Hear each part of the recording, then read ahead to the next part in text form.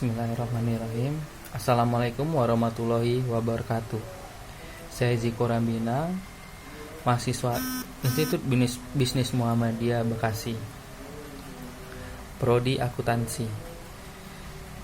Di sini saya akan menjelaskan pengertian manajemen strategis. Apabila ada kekurangan, saya mohon maaf.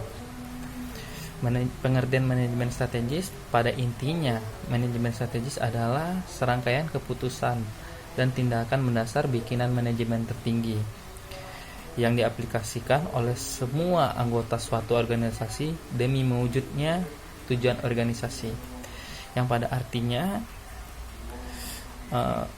serangkaian keputusan tindakan mendasar bikinan manajemen tertinggi pada intinya yaitu semua anggota menyampaikan dan tujuan untuk mencapai suatu tujuan organisasi dan diambil oleh keputusan tertinggi oleh suatu organisasi. Ya, contohnya seperti suatu organisasi ya ketua organisasi.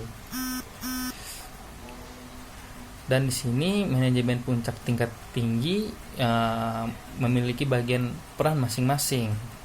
Semua komponen perusahaan harus berpartisipasi dalam menyusun dan menjalankan, mengontrol keputusan yang telah disepakati hasil tujuan bersama. Walaupun keputusan itu oleh suatu kepala pimpinan atau kepala suatu organisasi yang memutuskan, tapi tidak semena-menanya suatu kepala pimpinan itu mengambil keputusan sendiri. Di situ harus tujuan bersama dari semua komponen dan elemen suatu organisasi. Jadi tidak bisa semena-mena juga untuk mengambil keputusan. Dan tujuan manajemen strategis, setidaknya ada 7 tujuan manajemen strategis. 1. Memberikan arahan jangka panjang perusahaan yang bakal dicapai. 2. Membantu perusahaan beradaptasi pada setiap perusahaan. 3. Membuat kinerja perusahaan menjadi lebih efektif. 4. Mengaplikasikan dan mengevaluasi strategi yang disampaikan dengan efektif dan efisien. 5. Membuat strategi baru untuk menyesuaikan dengan perkembangan lingkungan eksternal. 6. Meninjau ulang kelebihan dan kelemahan serta mencermati peluang dan ancaman bisnis perusahaan. 7. Berinovasi pada produk dan layanan sehingga selalu disukai oleh konsumen. Proses manajemen strategi ada beberapa tahap.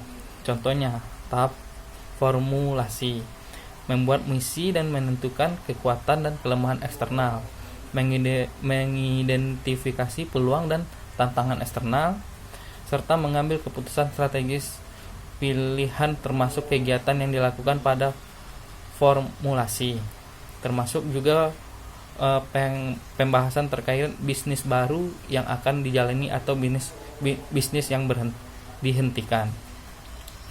2. Tahap implementasi. Tahap ini adalah tahap menentukan sasaran tujuan, pengelolaan kebijakan dan semua sumber daya, serta memotivasi pegawai, membangun kultur dan mendukung strategi yang mencapai struktur organisasi yang efektif dan termasuk dalam tahap implementasi. Dan 3. Tahap evaluasi. Ada 3 kegiatan utama pada tahap evaluasi, yaitu menganalisa semua faktor internal dan eksternal, mengukur kinerja, serta menentukan tindakan perbaikan. Terhadap evaluasi diperlukan untuk mencermati sukses tidak strategi yang kita terapkan. Evaluasi sangat diperlukan agar strategi perusahaan Anda bisa beradaptasi dengan baik pada setiap perubahan internal dan eksternal. Dan di sini manfaat manajemen strategis dalam bisnis. Menerapkan manajemen strategik memiliki banyak manfaat, seperti mendapatkan keuntungan yang maksimal bagi perusahaan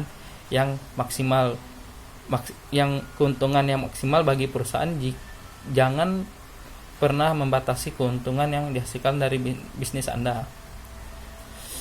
Jika saat ini perusahaan Anda memperoleh laba 100% dibandingkan dengan tahun lalu, ingatlah Ingatlah selalu bahwa masih ada 100% lagi profit yang belum terkendali. Bagaimana caranya? Anda harus menyusun strategi yang jitu untuk mencapai itu. Manfaat lainnya yakni mengurangi resiko meningkatnya keunggulan kompetitif, memiliki fokus tujuan yang jelas, dan memaksimalkan semua sumber daya. Kesimpulannya, Anda sudah memahami definisi manajemen strategis dan manfaat dalam bisnis kan? Sekarang semoga Anda bisa menerapkan dan terus berkembang di tengah ketatnya persaingan usaha. Nah, dalam kesempatan ini saya mungkin masih banyak kekurangan dalam penyampaian manajemen strategik ini. Saya mohon maaf. Di sini saya juga minta izin untuk menyudahi menjabarkan manajemen strategi. Demikian, assalamualaikum warahmatullahi wabarakatuh.